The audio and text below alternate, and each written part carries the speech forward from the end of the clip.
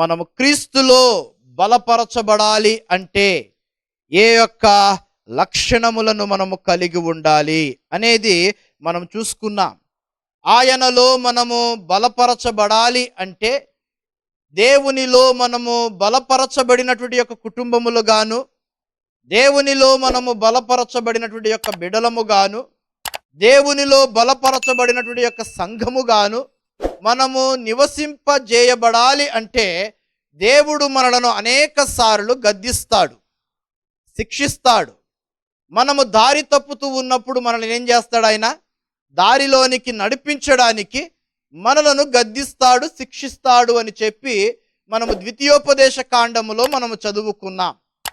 అలాగే అపోస్తులుడైన పౌలు గారు కూడాను యవనస్తుడు సేవకుడు అయినటువంటి యొక్క తిమోతి గారికి హెచ్చరికతో చెప్పుతూ ఉన్నాడు, నీవు క్రీస్తు యేసునందున్న కృపచేత బలవంతుడవు కమ్ము. అనగా ఒక మానవుడు, ఇంకా ఆత్మీయ భాషలో చెప్పాలంటే దేవునిని అంగీకరించినటువంటి యొక్క దేవుని కుమారుడు బలము పొందుకోవాలి అయ్యా అంటే ఆ మానవుని పట్ల దేవుని కృప అపరిమితముగా కుమ్మరింపబడాలి. ఆ మానవునికి దేవుని కృప కుమ్మరింపబడకుండా ఉంటే మానవుడు భూమి మీద దేవునికి సాక్షిగా నిలవబడడానికి అవకాశము ఉండదు. ఎందుకు అయ్యా అంటే దేవుని కృప చేత ఆ మానవుడు స్థిరపరచబడలేనప్పుడు బలము కలిగి జీవించడానికి అవకాశం లేదు. ఏ బలము? శారీరక బలము కాదు, కానీ ఆత్మీకమైనటువంటి యొక్క వాక్య బలముతో నిలబడడానికి అవకాశము లేదు. శరీరము నిలబడాలంటే కొన్ని ఆహారములు తీసుకుంటే సరిపోతూ ఉంది. శరీరము బలముగా ఉండడానికి కొన్ని చక్కని బలమైన ఆహారము తీసుకుంటే శరీరము నిలబడుతుంది. మరి ఆత్మీయత కూడా నిలబడాలి కదా, ఆత్మీయ భక్తి కూడా నిలబడాలి కదా. మరి ఆత్మీయ భక్తి నిలబడడానికి బలము ఈ లోకములో ఏదైనా ఉన్నదయ్యా అంటే అది వాక్యము అనగలిగిన శక్తి మాత్రమే. ఆ వాక్యము అనేది మన జీవితంలో లేకపోతే, ఆ వాక్యము ద్వారా వస్తున్నటువంటి యొక్క కృప, వాక్యము దేనికి సాదృశ్యమై ఉంది అంటే వాక్యము క్రీస్తుకు సాదృశ్యమై ఉన్నది.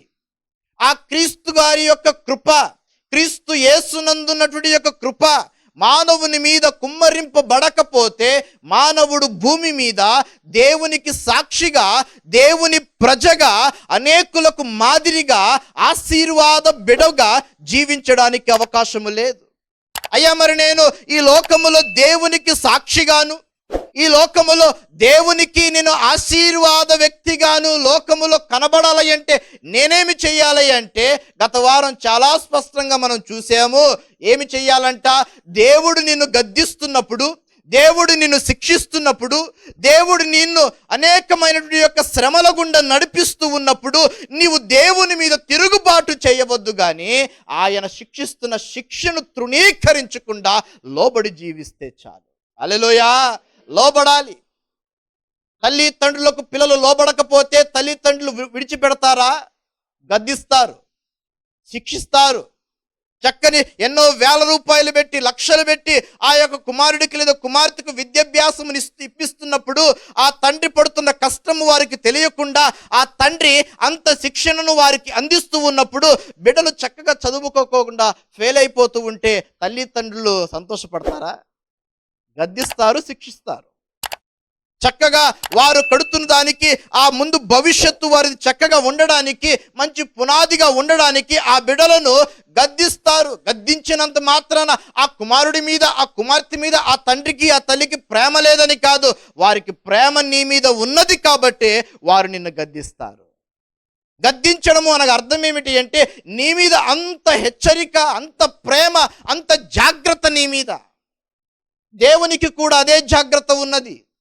ఒక్కసారి ఆయన నామమందు నీ యొక్క పాపములన్నీ ఇక్కడ ఒప్పుకొనిన తరువాత, నీ హృదయపూర్వకముగా నీ నోటి ద్వారా ఆయనను రక్షకునిగా అంగీకరించిన తరువాత, క్రీస్తు తన బిడ్డగా నిన్ను అంగీకరించుకున్నాడు. యేసుక్రీస్తు వారు తన కుమారునిగా, తన వారసునిగా నీకు ముద్ర వేసేశాడు. ముద్ర వేసేసిన తరువాత ఎలా జీవించాలి అంటే, ప్రభువా ఏ శిక్షని విధించినా దానికి నేను లోబడి జీవిస్తానయ్యా. కారణం ఏమిటంటే, నీవు నన్ను శిక్షిస్తున్నావు అంటే అందుకు కారణము నీవు నన్ను ప్రేమిస్తున్నావు. నా మీద ఆ జాగ్రత్త లేకపోతే, నీవు నా కుమారుడవు అనేటువంటి ప్రేమ నీకు లేకపోతే, నీ కుమారుడును నేను పాడైపోతే నీవు చూడలేవు. కాబట్టి నేను పాడైపోతున్న సమయములలో నీవు నా పట్ల జాగ్రత్త కలిగి హెచ్చరికతో నన్ను గద్దిస్తున్నావు. అట్టి గద్దింపును ఎవరైతే లోబడతారో, నా ప్రేమ దేవుని బిడ్డల వాక్యం సెలవిస్తూ ఉంది, ఆ గద్దింపుకు లోబడిన వారు వాక్యం సెలవిచ్చిన రీతిగా క్రీస్తు యేసునందు తన కృప చేత బలవంతులముగా లోకములో మనము దేవునికి మాదిరిగా జీవించగలుగుతాం. హల్లెలూయా. లోకములో బలంగా జీవించగలుగుతావు. నువ్వు చేసే ప్రార్థన బలము అంటే సామాన్యమైన బలం కాదండి. బలము అంటే వాక్యములో నీవు శక్తిని పొందుకోగలుగుతావు. నువ్వు ఏ వాక్యం అయితే చదువుతావో దైనందిన జీవితంలో, ఆ వాక్యము నీ ప్రతి ఒక్క బాధలలో నుండి నిన్ను విడిపిస్తుంది. క్రీస్తు యేసునందు ఉన్నటువంటి కృపచేత నీవు బలవంతుడవు కమ్ము అనగా ఆ వాక్యము నిన్ను నడిపిస్తుంది. ఆ వాక్యము నీతో మాట్లాడుతుంది. ఆ వాక్యము నిన్ను ఉన్నతమైనటువంటి యొక్క ఆలోచన చేయగలిగినటువంటి యొక్క శక్తిని, ఆలోచన గ్రహింపు కలిగిన కృపను నీకు అనుగ్రహిస్తుంది. అది ఆ బలం అంటే. రెండవ బలము ఏమిటంటే, నువ్వు చేసే ప్రార్థన సఫలతలోనికి వస్తుంది. యెహోవా నీ ప్రార్థనలన్నీ కూడా సఫలపరచును గాక అని కీర్తన గ్రంథం 20వ అధ్యాయం 5వ వచనములో ఉన్న ప్రకారము, యేసు క్రీస్తు వారి నామములో నీవు కృపచేత బలవంతుడవు అయినప్పుడు ఆ బలము ఏమిటయ్యా అంటే, నువ్వు చేసే ప్రతి ప్రార్థనను కూడా దేవుని సన్నిధిలో, ఆయన పాద సన్నిధికి నీ ప్రార్థన ధూపము వలె వెళ్ళి ఆయన నుండి మరల నీకు జవాబును తీసుకొని వస్తుంది. అంతటి బలము ఉంది. ఈనాడు మానవుడు దేవుని కృపకు పాత్రుడవుతున్నాడా? ఈనాడు మానవుడు దేవుని యొక్క కృపలో స్థిరపరచబడుతున్నాడా? ఈనాడు మానవుడు ఆ కృపలో ఉన్నటువంటి యొక్క బలాన్ని పొందుకోవడానికి ఆశిస్తూ ఉన్నాడా? ఒకవేళ కూర్చున్నటువంటి యొక్క మనలో ఎవరైనా నిజమేనండి అంతటి బలమును నేను పొందుకోవాలి అన్నట్లయితే, మొదటిగా గత వారము చూసే మనము, యేసుక్రీస్తు వారు దేవుడు మనలను శిక్షించినప్పుడు తృణీకరించకుండా దానిని విధేయతతో అంగీకరించినప్పుడు, నీ ప్రతి ఇరుకు ఇబ్బందులలో నుండి, నీ ప్రతి దీన స్థితిలలో నుండి నీ భక్తిని చూడగలిగిన దేవుడు మాత్రమే. నీ స్థితిని చూడగలిగిన వాడు కాడు. ఆ స్థితిలలో నీ స్థితి ఎంతటి దీనమైన స్థానములో ఉన్నా, ఎంతటి సంపన్న స్థానములో ఉన్నా, గమనించండి, దీన స్థితిలో ఉన్నవారు పైకి రావాలని చెప్పి దేవుని దగ్గర అడుగుతారు. నిజమే అంటారా? దీనస్థితి క్రింద ఉన్నవాళ్ళు, ప్రభువా నన్ను పైకి లేవనెత్తయ్యా అని ప్రభువును ప్రార్థిస్తారు. మరి సంపన్న స్థితిలో ఉన్నవారు ఏం చేస్తారు? ప్రభువా నేను ఏ శోధనల గుండా వెళ్లకుండా నీవు నాకిచ్చిన ఈ సంపన్నతలో నేను సమృద్ధిగా ఉండులాగా నీ కృప చూపించు ప్రభువా అంటారు. అంటే గమనించండి, రెండు ప్రార్థనలకు కూడా అర్థం ఉన్నది. మరి నీ ప్రార్థనలో ఈ రీతిగా ఆ ప్రార్థన నువ్వు ఏ స్థితిలో ఉన్నావో ఆ స్థితిలో నీవు చేయగలిగిన భక్తి నీకు ఆధారంగా నిలబడాలయ్యా అంటే, నీ చుట్టూ ఉన్న స్నేహితులు ఎలాంటి వారుగా ఉన్నారో, నీవు ఎలాంటి వారితో స్నేహము చెయ్యాలో అన్నది చాలా స్పష్టంగా గ్రహించుకోవాలి. ప్రేమ దేవుని బిడ్డలారా, యోబు గారికి కొన్ని లక్షల మంది స్నేహితులు లేరు, ముగ్గురు ఉన్నారు. అందులో ఎలీఫజు అనగలిగిన స్నేహితుడు ఆ యోబును తనలో ఉన్నటువంటి యొక్క భక్తిని శ్రమ దినమున తను మరిచిపోతాడేమో, దేవునికి దోషిగా మారతాడేమో అని చెప్పి యోబు దగ్గరికి వచ్చి యోబుని హెచ్చరిస్తూ ఉన్నాడు. నీ భక్తి నీకు ధైర్యము పుట్టింపదా? ఇంకా నీ యథార్థ ప్రవర్తన నీ నిరీక్షణకు ఆధారము కాదా? జాగ్రత్త, మన భక్తిని చూస్తాడు దేవుడు నీవు శ్రమలలో ఉన్నప్పుడు.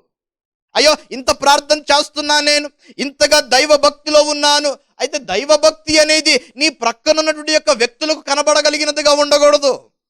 నీ దైవభక్తి, నీ ప్రార్థన జీవితము, నీ యొక్క ఆత్మీయ బైబిల్ పఠనము అనేది మరి యొక్క వ్యక్తికి కనబడేదిగా ఉండకూడదు. కానీ అది రహస్యమందు చూచుచున్న నీ తండ్రికి కనబడినప్పుడు, నీ శ్రమలలో దేవుడు నిన్ను చూచేటప్పుడు నీ యొక్క స్థితిగతులను కాదు, నీ భక్తిని చూసి నీవు కలిగిన ప్రతి ఒడిదుడుకుల పరిస్థితి నుండి నిన్ను పైకి లేవనెత్తుతాడు.